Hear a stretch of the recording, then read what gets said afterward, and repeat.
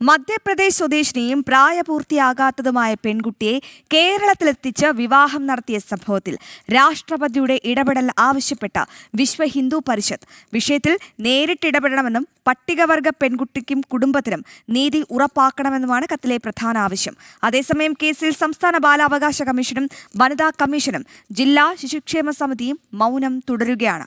വിവരങ്ങളുമായി ശാലിനി ചേരുന്നുണ്ട്. ശാലിനി, കഴിഞ്ഞ ദിവസങ്ങളിൽ നമ്മൾ വലിയ രീതിയിൽ ചർച്ച ചെയ്തതാണ്, അതായത് ഈ CPM നേതാക്കളുടെ ഭാഗത്ത് യാതൊരുവിധ തെറ്റുമില്ല എന്ന കേരള പോലീസ് പറയുന്നു. ഇപ്പോഴിതാ വനിതാ കമ്മീഷനും ബാലാവകാശ കമ്മീഷനും ജില്ലാ ശിശുക്ഷേമ സമിതിയും മൗനം തുടരുകയാണ്. കേന്ദ്ര കമ്മീഷനുകളടക്കം ഇടപെട്ട കേസാണെന്ന് നമ്മൾ ഓർക്കണം. എന്തായാലും ഈ രാഷ്ട്രപതിക്ക് അയച്ച കത്തിൽ എന്തൊക്കെ പ്രധാനപ്പെട്ട കാര്യങ്ങൾ പറയുന്നു, ഒപ്പം ഇവർ മൗനം തുടരുന്നതിൽ പിന്നിൽ ആരാണ്?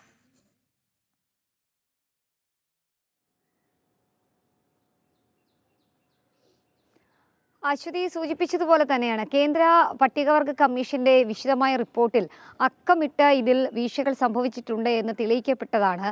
ദിവസങ്ങൾ നീണ്ട അന്വേഷണവും തെളിവ് ശേഖരണത്തിന് പിന്നാലെയാണ് പട്ടികവർഗ കമ്മീഷൻ അത്തരത്തിലൊരു സ്ഥിരീകരണത്തിലേക്ക് എത്തിയിട്ടുള്ളത്. കാരണം പ്രായപൂർത്തിയാകാത്തൊരു പെൺകുട്ടിയെ വീട്ടുകാരുടെ സമ്മതമില്ലാതെ കേരളത്തിൽ കൊണ്ടുവന്ന് വിവാഹം കഴിപ്പിച്ചു. അതിൽ നിയമസാധുതയില്ല, അത് പോക്സോ വിഭാഗത്തിൽ അല്ലെങ്കിൽ പോക്സോ വകുപ്പ് പ്രകാരമുള്ള കുറ്റമാണ് എന്ന് കണ്ടെത്തിയതിൻ്റെ അടിസ്ഥാനത്തിൽ കൂടിയാണ് മധ്യപ്രദേശിലെ മഹേശ്വർ പോലീസ് പോക്സോ വകുപ്പുകൾ പ്രകാരം ഫർമാൻ ഖാനെതിരെ ഇപ്പോൾ കേസെടുത്തിട്ടുള്ളത്. നിലവിൽ ഫർമാൻ ഖാൻ ഒളിവിലാണ് എന്നുള്ളതാണ് നമുക്ക് മനസ്സിലാക്കാൻ സാധിക്കുന്നത്. അതേസമയം തന്നെ പെൺകുട്ടിയും എവിടെയാണ് എന്ന് കണ്ടെത്താൻ സാധിച്ചിട്ടുമല്ല. ഇതിനിടയിലാണ് ഇപ്പോൾ രാഷ്ട്രപതി ദ്രൗപദി മുർമുവിനടക്കം ഈ വിഷയത്തിൽ കൃത്യമായി ഇടപെടൽ നടത്തണമെന്ന ആവശ്യം ഉന്നയിച്ചുകൊണ്ട് തുടക്കം മുതൽ തന്നെ ഈ വിഷയത്തിൽ നിയമ പോരാട്ടം നടത്തുന്ന വിശ്വ ഹിന്ദു പരിഷത്ത് വീണ്ടും ഒരു കത്തയച്ചിട്ടുള്ളത്. ഇന്നലെ വൈകിട്ടോടു കൂടിയാണ് രാഷ്ട്രപതി ദ്രൗപദി മുർമു ഈ വിഷയത്തിൽ ഇടപെടണം, ഒപ്പം തന്നെ ഒരു ഗോത്ര വിഭാഗത്തിൽപ്പെട്ട പെൺകുട്ടിയാണ്, അതുകൊണ്ട് തന്നെയാണ് രാഷ്ട്രപതിക്ക് അത്തരത്തിലൊരു കത്തയച്ചത് എന്നുള്ളതാണ് വളരെ പ്രധാനപ്പെട്ട കാര്യം. ആ പെൺകുട്ടിയെ സംരക്ഷിക്കണം, വീട്ടുകാരുടെ സമ്മതമില്ലാതെ നടത്തിയ വിവാഹമാണ്. അതുകൊണ്ട് തന്നെ ഇരു സംസ്ഥാനങ്ങളിലെയും DGPമാരോട് അതിന് വേണ്ട നിയമപരമായിട്ടുള്ള നടപടികൾ സ്വീകരിക്കാൻ ഇടപെടൽ രാഷ്ട്രപതിയുടെ ഓഫീസ് നടത്തണമെന്നുള്ളതാണ് അതിൽ പ്രധാനപ്പെട്ട ആവശ്യമായിട്ടുള്ളത്.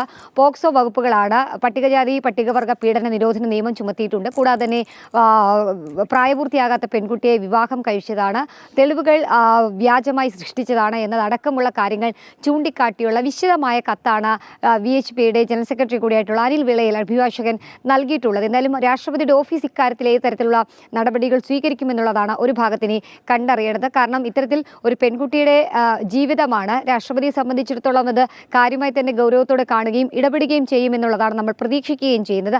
അതേസമയം തന്നെ ഈ സംഭവവുമായി ബന്ധപ്പെട്ട് ഇപ്പോൾ ഏകദേശം ഒരു മാസം പിന്നിടുന്നു ഈ വിവാഹം കഴിഞ്ഞിട്ട്. അപ്പോഴും കൃത്യമായ ഇടപെടൽ സംസ്ഥാനത്ത് ഒരു ബാലാവകാശ കമ്മീഷനുണ്ട്, ഒപ്പം തന്നെ തിരുവനന്തപുരത്ത് നടന്ന വിവാഹമായതുകൊണ്ട് തന്നെ തിരുവനന്തപുരത്ത് ജില്ലാ ശിശുക്ഷേമ സമിതിയുണ്ട്, കൂടാതെ തന്നെ വനിതാ കമ്മീഷനുണ്ട്. ഈ കമ്മീഷനുകളൊന്നും തന്നെ ഈ വിഷയത്തിൽ ഇടപെട്ടിട്ടില്ല എന്നുള്ളതാണ് ഏറ്റവും ശ്രദ്ധേയമായിട്ടുള്ള കാര്യം. സ്വാഭാവികമായും ഇത്തരത്തിലൊരു സംഭവം ഉണ്ടായിക്കഴിഞ്ഞാൽ സ്വമേധയാ കേസെടുക്കുന്ന കമ്മീഷനുകളാണ്. അതായത് കഴിഞ്ഞ ദിവസം നമ്മൾ കണ്ടതാണ്, മുൻപ് ഇത്തരത്തിലുള്ള വിഷയങ്ങൾ ഉണ്ടാകുമ്പോൾ ഈ ശൈശവവിവാഹമല്ല അല്ലാതെ പാർട്ടി സെക്രട്ടറിയുടെയൊക്കെ വീട്ടിൽ ചില വിഷയങ്ങൾ ഉണ്ടായ സമയത്തും ഒപ്പം തന്നെ അത്തരക്കാരുടെ മക്കൾക്ക് വേണ്ടിയിട്ടും ചെറുമകൾക്ക് വേണ്ടിയിട്ടുമൊക്കെ സംരക്ഷണ കവചമൊഴുക്കിയ ബാലാവകാശ കമ്മീഷനെ നമ്മൾ കണ്ടതാണ്. പക്ഷേ ഇവിടെ പ്രായപൂർത്തിയായിട്ടില്ല എന്ന് ദേശീയ പട്ടികവർഗ കമ്മീഷൻ അടക്കം കണ്ടെത്തി പോക്സോ കേസ് ചുമത്തിയിട്ട് ബാലാവകാശ കമ്മീഷൻ ഇക്കാര്യത്തിൽ ഒരു രീതിയിലുള്ള പ്രതികരണവും നടത്തിയിട്ടില്ല. സ്വമേധയാ കേസെടുക്കാമെന്നുള്ള പരിധി നിൽക്കെ അത്തരത്തിലൊരു നടപടിയും ബാലാവകാശ കമ്മീഷന്റെ ഭാഗത്തുനിന്നുണ്ടായിട്ടില്ല.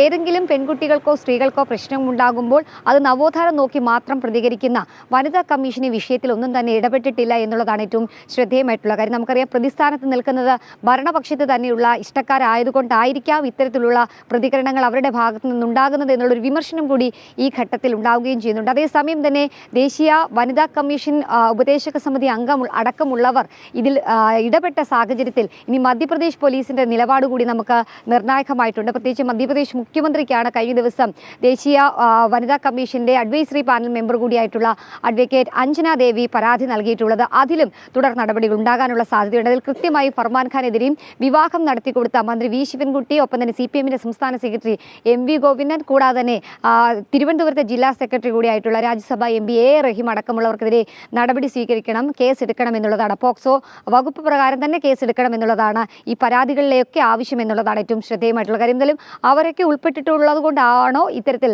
കമ്മീഷനുകൾ ഇടപെടാത്തത് എന്നുള്ളതാണ് ഇനി കണ്ടറിയേണ്ടത്. ചെയ്യേണ്ടത്. അതേസമയം തന്നെ ഈ വിവാഹം നടത്തിയ അരുമാനൂരിലെ ശ്രീ നൈന ക്ഷേത്രവുമായി ബന്ധപ്പെട്ട ചില ദുരൂഹതകൾ വിശ്വ ഹിന്ദു പരിഷത്ത് ആരോപിക്കുന്നുണ്ട്. അവിടെ നിരന്തരമായി ഇത്തരത്തിലുള്ള മിശ്ര വിവാഹങ്ങൾ നടക്കുന്നുണ്ട്. അതിൽ കൃത്യമായ കണക്ക് സൂക്ഷിക്കാനോ അത് ഏതെങ്കിലും മറ്റു സ്വഭാവങ്ങൾ വിവാഹങ്ങളുമായി ബന്ധപ്പെട്ടുണ്ടോ എന്നതടക്കമുള്ള കാര്യങ്ങൾ ക്ഷേത്ര ഭരണസമിതി അന്വേഷിക്കുന്നില്ല. അതിലും കൃത്യമായ അന്വേഷണം വേണം എന്നുള്ളതാണ് ഇപ്പോൾ ഈ സംഭവവുമായി ബന്ധപ്പെട്ട് വിശ്വ ഹിന്ദു പരിഷത്ത് ആരോപിക്കുകയും ചെയ്യുന്നത്. എന്തായാലും കൃത്യമായ അന്വേഷണം വേണമെന്നൊരു ആവശ്യം ഉന്നയിക്കുന്നു. അതേസമയം തന്നെ രാജ്യത്തെയും ഒപ്പം തന്നെ രാഷ്ട്രത്തെ ഏറ്റവും പരമോന്നത ഭരണ ചുമതലയുള്ള രാഷ്ട്രപതിക്ക് തന്നെ ഇപ്പോൾ ഈ സംഭവവുമായി ബന്ധപ്പെട്ട് പരാതി നൽകിയിരിക്കുകയാണ്. അതേസമയം തന്നെ തങ്ങൾ നടത്തിയത് നല്ല കാര്യമാണ് എന്ന് പറഞ്ഞ് വിശദീകരണവും ന്യായീകരണവും നടത്തി CPM നേതാക്കൾ ഒരു ഭാഗത്ത് തുടരുകയും ചെയ്യുന്നുണ്ട്. അതിൽ കുരുക്കുമുറുകുന്ന രീതിയിലുള്ള നടപടികളാണ് ഇപ്പോൾ ഈ കേസുമായി ബന്ധപ്പെട്ട് ഉണ്ടായിക്കൊണ്ടിരിക്കുന്നത്.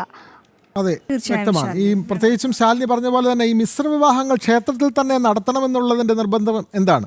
പ്രത്യേക ആചാര അനുഷ്ഠാനങ്ങളിലൂടെ മുന്നോട്ട് പോകുന്ന അത്തരം ആരാധനാ കേന്ദ്രങ്ങളിൽ ഇത്തരം മിശ്ര വിവാഹങ്ങൾ അവിടെ തന്നെ നടത്തണം, പ്രത്യേകിച്ചും ഹൈന്ദവ ക്ഷേത്രത്തിൽ തന്നെ നടത്തണം എന്നുള്ളത് ചിലരുടെ നിർബന്ധ ബുദ്ധിയാണ്.